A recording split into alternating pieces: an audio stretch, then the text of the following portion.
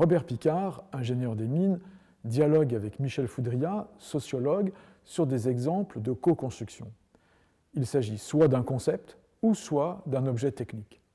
L'ingénieur précise comment peut s'établir la relation concepteur-utilisateur-citoyen dans les Living Labs. Faut-il des formations? Comment encourager les personnes citoyennes à participer à ces fameux Living Labs? Quant au sociologue, il évoque le danger du patient, alibi, et témoigne à partir de l'exemple du déploiement des premiers traitements contre le VIH, les difficultés observées. Il pointe l'importance de la co-construction d'une recherche associant l'effet produit et la prise en compte du confort de vie des patients concernés. Vous pouvez nous en dire un petit peu plus sur ce que vous faites réellement avec les Living Labs et comment la co-construction s'opère-t-elle? Oui, j'avais très envie de réagir, mais comme je savais, c'est de ça que j'allais parler pour commencer. C'est une co-construction particulière dans la mesure où s'introduit une autre compétence et potentiellement une autre autorité, c'est celui qui maîtrise la technologie et l'incertitude auquel elle est associée. Et la tendance serait assez facilement, c'est la vie courante, que celui qui maîtrise cette incertitude de savoir faire un objet technologique impose du coup ses vues à ceux pour lesquels il travaille. Or ça, évidemment, ce n'est pas du tout productif. Et le concept de Living Lab ou de laboratoire vivant, c'est le terme vivant qui est intéressant. C'est-à-dire, la technologie, elle est asservie au vivant. La technologie, elle vient aider au pouvoir d'agir qu'elle est supposée effectivement faciliter. Et ça suppose que dans la construction même de cet objet technique, eh bien, celui auquel cet objet, ou ceux auxquels cet objet est destiné, c'est-à-dire l'accompagné et l'accompagnant, les deux potentiellement, soient effectivement là depuis le début et rappellent que ce qui est en train de se dérouler, que ce qui est en train de se construire, c'est pour eux. C'est ça le sens que donne la construction de cet objet technique. Alors on a un petit peu formalisé une démarche. Alors d'une part, ça reste une démarche parce qu'il y a quand même une finalité qui est cet objet technique, même s'il faut éventuellement pouvoir être en situation de s'apercevoir que chemin faisant, cet objet technique n'est pas pertinent. Il ne va pas rendre le service. Et il vaut mieux s'arrêter. Ça, c'est très difficile, surtout quand on est technologue. Donc, on définit une démarche qui se fait en même temps par itération successive, elle n'est pas linéaire. La première chose, et je reprends beaucoup de termes qui ont déjà été dits, c'est celle de la problématisation. De quel problème parle-t-on? On introduit une technologie, pas pour faire de la technologie, mais parce que peut-être, c'est pas sûr, on va pouvoir améliorer les choses avec. La deuxième phase, c'est celle de se raconter ensemble des histoires. C'est une histoire racontée à plusieurs mains, dans laquelle chacun a un rôle dans cette histoire, et chacun est en particulier ceux qui, derrière, vont utiliser la technologie. Donc les technologues racontent des choses sur le fait que le rôle de la technologie, il est vraisemblable, il est faisable, et puis les acteurs concrets, enfin l'accompagnant, l'accompagné, se projettent bien, effectivement. Ensuite, le Living Lab, c'est un endroit dans lequel il y a une scène. On met en scène cette histoire et on la met avec un début, un morceau de cet objet technique, soit au départ, et ça rejoint le propos effectivement de cet objet qui a un rôle à jouer. Au départ, ça peut être une maquette en carton, un bout de papier, enfin quelque chose qui rend un petit peu concret ce futur. Et puis, les choses avançant, ça peut être vraiment un objet technique avec lequel on commence à jouer, parce que quel que soit ce qu'on a pu se raconter, en situation, on découvre des choses auxquelles on n'avait pas pensé. Et la fin du Living Lab, c'est l'installation de cet objet dans la vraie vie. Donc, le Living Lab, c'est à la fois une méthode, une approche de co-conception, c'est à la fois, c'est une équipe, ce sont des gens, et puis c'est potentiellement des lieux pour pouvoir justement faire ce type d'expérimentation. Et le Forum des Living Labs est une association de Living Labs dans lequel les gens qui font ce type de travail, ils ne répondent pas à une norme ou un standard. Ils font en situation avec le type de problème qu'ils gèrent, le type de technologie qu'ils manipulent. Ils se donnent cet objectif et cette façon de travailler. Et le forum est un lieu où ces différentes pratiques s'échangent pour toujours essayer d'aller plus loin. Voilà, en gros. Alors, le Living Lab, c'est-à-dire que le citoyen peut adhérer à des Living Labs en fonction des problématiques. Qui vient dans les Living Labs, en fait? Alors, dans les Living Labs, ça dépend évidemment du type d'objet qui est produit. Il y a des Living Labs, je songe à un par exemple, qui fait de l'imagerie médicale. Bon, le Living Lab d'imagerie médicale, a priori, et en fait, ce sont bien des professionnels de santé, des opérateurs, des radiologues, des spécialistes médicaux. Et puis, à l'autre extrémité du spectre, il y a des Living Labs. Historiquement, il y a eu beaucoup de Living Labs qui se sont intéressés aux personnes âgées. Et dans les Living Labs, je citerai un Living Lab pour personnes âgées, qui n'est pas très loin d'ici, dans lequel, autour du Living Lab, se sont construits une communauté qui sont les amis du Living Lab, qui sont des personnes âgées qui vivent autour et qui ont envie que ça intéresse de voir comment les technologies, à quoi ça ressemble. Elles ont cette curiosité et elles donnent de leur temps pour construire justement un futur meilleur autour des technologies. Donc voilà, on a un peu de tout, professionnel et aidant, patients, citoyens.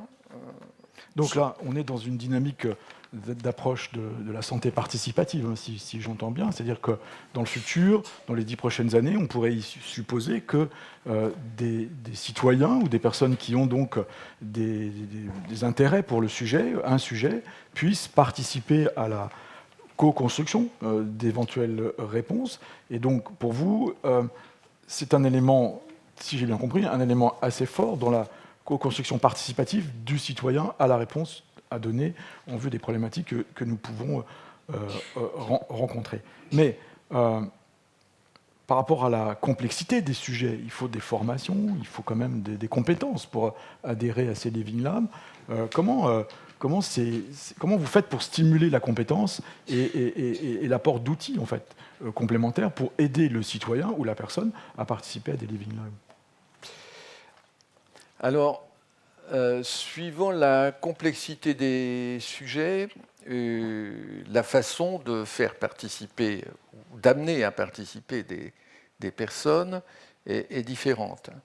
Je pense au cas de handicap lourd, par exemple. Il faut travailler avec une personne qui a envie de cela, qui a envie de ce pouvoir d'agir, qui a envie de s'investir dans la construction d'une solution. Et quand ce produit est élaboré, cette solution technologique, pour un cas particulièrement complexe, il appartient à ce moment-là aux professionnels, aux accompagnants, d'ajuster les fonctionnalités qu'ils ont trouvées, de les paramétrer pour qu'elles puissent servir à d'autres. Ça, c'est une façon d'agir. Et à l'autre extrémité du spectre, si je peux dire, il y a des co-conceptions ou des participations qui se font d'emblée dans des approches collectives. Par exemple, lorsque l'objet technique qu'il s'agit de faire est un objet qui appartient à l'espace public, par exemple un quartier, un panneau d'affichage ou des endroits pour se reposer pour des personnes qui ont des difficultés à se déplacer, etc. Là, on peut créer des forums et c'est d'emblée le collectif qui s'exprime. Et le type, effectivement, de méthode, c'est des méthodes beaucoup plus d'animation. Donc, je ne sais pas si c'est exactement la question, parce que la question, c'est celle de la compétence des patients, oui. des personnes. Mais ce qu'il faut déjà comprendre, c'est que la compétence de ceux qui sont embarqués dans ce type d'aventure, elles sont elles-mêmes extrêmement variées. Elles vont de la sociologie, de l'anthropologie, de l'ergonomie, le design. Enfin, c'est extrêmement varié.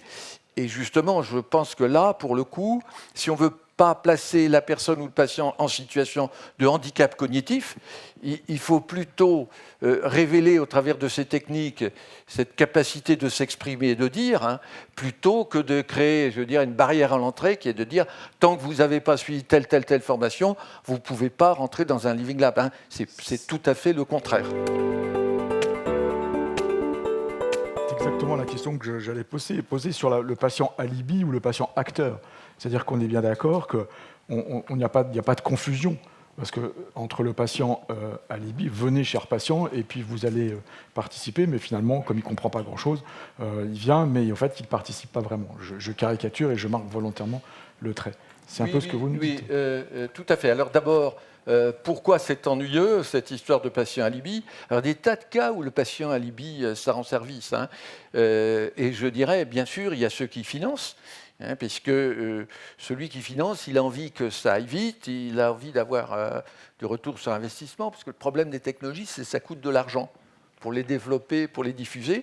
Donc ceux qui mettent de l'argent au pot, ils ont envie que ça leur rapporte quelque chose assez vite. Et ça ne va pas du tout avec la notion, effectivement, de co-conception. Et c'est un problème. Donc, pour dire, ben si, on l'a écouté, le patient, tenez, je vais vous en montrer un. Hein. Bon, mais ça peut aussi se produire du côté de la chose médicale, parce que le médecin, il soigne le corps humain, enfin, il y a des médecins qui sont parfaitement humanistes, et j'ai le plus grand respect pour cette profession, hein, mais il y a peut-être une tentation de collecter de l'information sur le patient pour ensuite faire des études, des publications, etc. Donc là aussi, le corps médical peut avoir envie, peut être assuré par un patient alibi. Donc pour éviter ça, j'allais dire, la question c'est quand on entend un patient ou une personne ou un citoyen qui a co-construit, eh bien je crois que ça se reconnaît par le fait qu'il est critique. Il sait ce qu'on a embarqué, il sait ce qu'on n'a pas embarqué. Il sait pourquoi on l'a embarqué, ça c'est parce qu'il en avait très envie, parce que pour lui c'était central, c'était une priorité, et il sait aussi ce qu'on n'a pas embarqué, et il a accepté dans la négociation, il a renoncé à ce que ça soit embarqué, et il n'a pas peur de le dire, il sait cela. Je pense que le patient alibi, il n'est pas du tout dans cette situation, il vient faire l'article du produit, et il est tout fier d'y avoir participé. Ça c'est pas bon. Par contre, s'il assume avec les concepteurs, avec les gens de la communauté qui ont construit, de dire, ben oui, on n'a pas pu faire tout ça, mais voici pourquoi, et voilà comment demain, éventuellement, on va l'embarquer, alors c'est quelque chose de totalement différent. Merci Robert. Pour les 10 prochaines années, ce sont encore une fois des éléments que nous prendrons en compte. Michel, vous vouliez dire quelque chose sur le sujet? Oui, je voulais rebondir par rapport à ce que Robert disait tout à l'heure. Là. Alors, à la fois sur... il ne l'a pas dit comme ça, l'arrogance des techniciens, finalement, ou en tout cas leur certitude, et l'arrogance de certains médecins aussi. Et je faisais l'association avec aussi un autre mot que vous avez utilisé, c'est le mot de communauté, donc du même coup, la question des réseaux. Et je fais référence, là, finalement, à deux exemples. Et je vais en prendre un, c'est effectivement celui que j'ai connu et sur lequel j'ai été sensible dans les années 90, puisque je vous avais expliqué que j'ai été vice-président d'une association. Et c'est le rapport qu'il y a eu entre un ensemble de malades, de patients atteints du VIH et des médecins-chercheurs de l'Institut Pasteur. Donc on est dans les années 90, à la fin, au milieu des années 90, donc avec évidemment la recherche qui est balbutiante encore, on est sur les technologies et avec les médicaments comme l'AZT par exemple. Donc finalement les médecins et les chercheurs en tout cas ont un objectif très précis, c'est de développer des médicaments qui sont efficaces. Donc oui, ils vont faire cette recherche-là spécifiquement. Mais l'AZT et d'autres médicaments, des molécules de cette époque-là, avaient des effets dévastateurs. D'abord, il fallait en prendre beaucoup. C'était toutes les 4 heures, c'était une vingtaine ou 30 dans la nuit, dans la journée, etc. Donc c'était très compliqué. Et puis ça avait des effets secondaires en termes de je vomis, je ne mange plus, enfin il y a des tas de choses qui se produisaient, ce qui fait qu'il y avait une sorte de plainte diffuse, mais à un niveau individuel des patients atteints du VIH, c'est au fond le confort de vie, il fout le camp.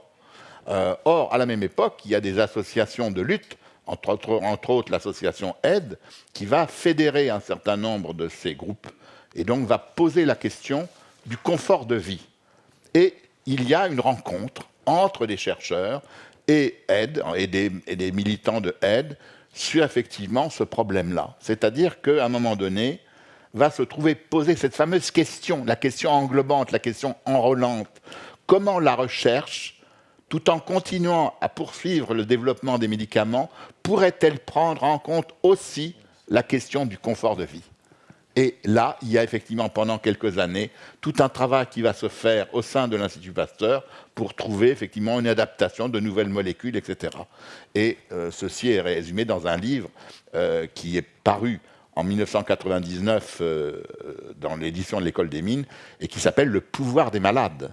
le pouvoir des malades. Et donc, du même coup, c'était accorder aux malades, finalement, un pouvoir en leur donnant la possibilité de poser des questions. Ils ne se substituent pas aux chercheurs, mais ils posent une autre question et les chercheurs vont accepter d'introduire effectivement d'autres protocoles dans les recherches. Donc, c'est une redéfinition de la recherche. Ça pourrait faire partie des sciences citoyennes.